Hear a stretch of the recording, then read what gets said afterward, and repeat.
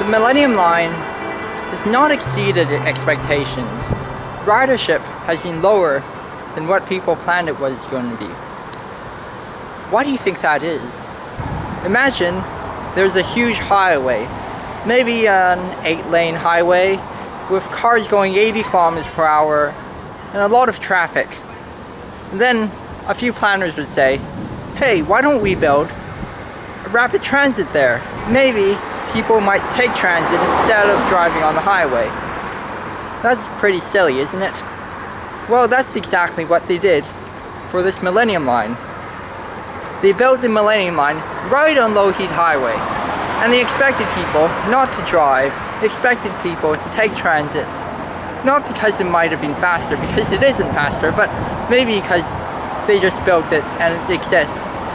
And obviously it didn't meet their expectations as people continue to drive. And now there might be a few high rises and developments here, but this development is not transit oriented. Take, for example, Brentwood Town Center. Look at that building. It says move in 2015.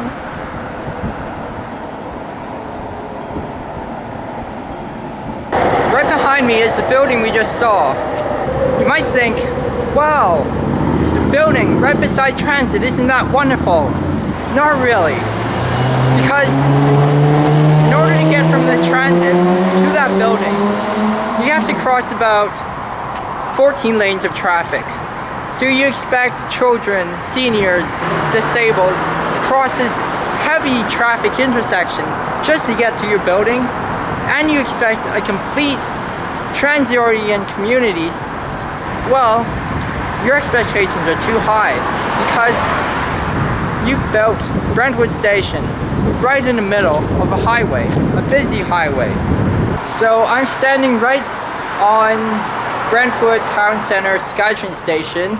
They're actually constructing 3 gigantic super condos that will house around a few thousand people, and you're thinking it's going to be sustainable and livable because it's right beside some rapid transit option rather than being in a suburb where everybody drives everywhere. But when you build rapid transit right next to or on top of a gigantic highway, you'll never get the organic, vibrant street life that comes in a complete walkable neighborhood.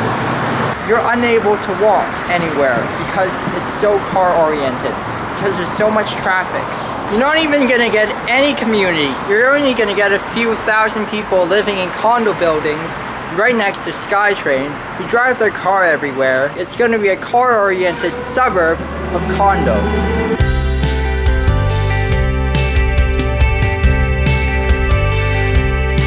So right now I'm biking south of Metrotown Station in this multi-dwelling family neighborhood. Most of the buildings around here are no more than 3 or 4 stories. It's a really quiet neighborhood and there's a good sense of community here. There's a library here, there's a community center, lots of kids here, and not surprisingly, this is the area in Metro Vancouver with one of the highest transit usage rates out of downtown. But I want you to imagine if Metrotown Station wasn't built on this quiet road I'm riding on, but rather it was built a few blocks to the north on Kingsway Street. Now we're standing at Kingsway and Willingdon, which is a 15-lane intersection.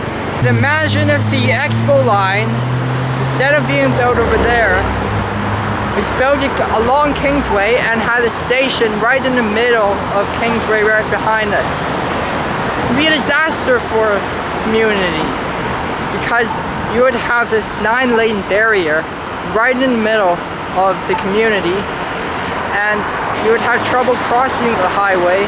Yes, you might still have a few shops, you might still have a few buildings and a mall, but the community would quite literally be split in half because you built this station right on top of a 9-lane highway. You see, The Expo Line wasn't built on Kingsway, and the Canada Line wasn't built on Granville. Those are the two most successful transit lines, and they weren't built on highways.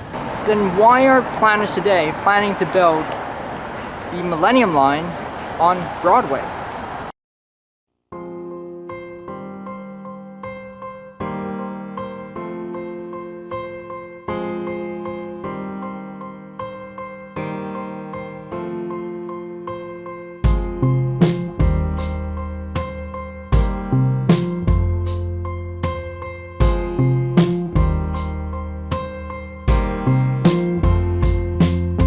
The 99 is the busiest bus route in Canada.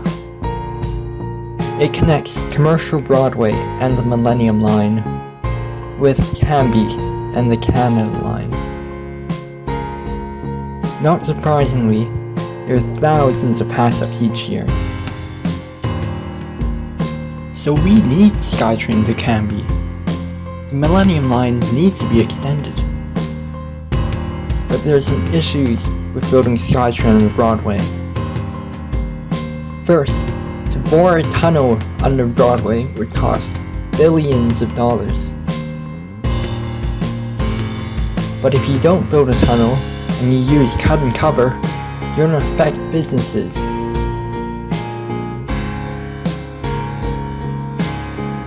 But there are some bigger problems with building Skytrain on Broadway. Remember, Broadway is a highway, so if you build Skytrain on highway, it competes with the car. And not only that, a busy highway will split the community in half. I'm here at Main and Broadway, and the mayors want to build a Skytrain station right here. But is this really a good idea?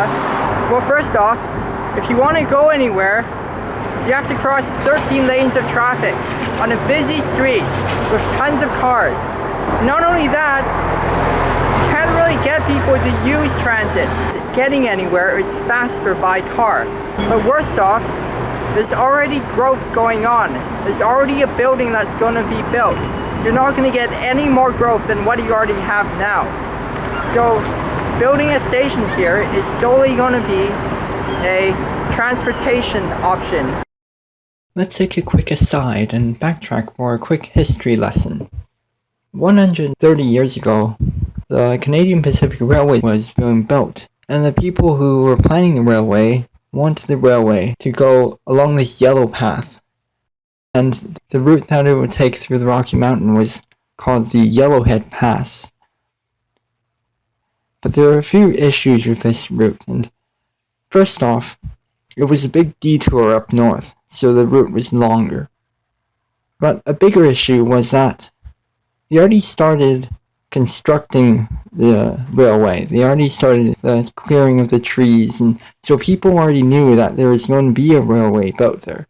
So they started buying the land and selling the land for higher prices, and through speculation the land got really expensive.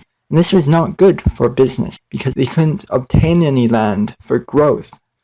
So because all the land was bought up through speculation, the railway didn't make as much economic sense anymore. So soon they decided on another route, and this route went through the other mountain pass, the Kicking Horse Pass. And this came to a surprise to most people, because that route wasn't used much. But this was good for the railway because it meant that they would have a lot of land to use to build their railways, to buy up land and sell at a higher price. Or, at the bare minimum, they could develop the land and help it grow. And so they chose this path through the Kicking Horse Pass, through Calgary, through Regina, and to Vancouver. And they were able to complete the railway. This is exactly what is happening on Broadway. Growth has already taken place. Buildings have already been built, and the land is already expensive because of speculation. Building transit on Broadway will not produce much more growth, so there won't be as much value that can be captured.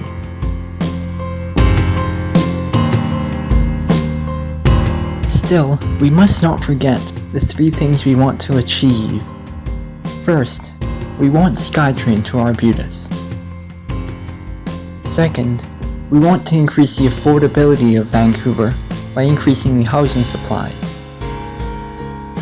And last, we want to ensure that Vancouver continues to be a livable city with a strong community and vibrant neighborhoods.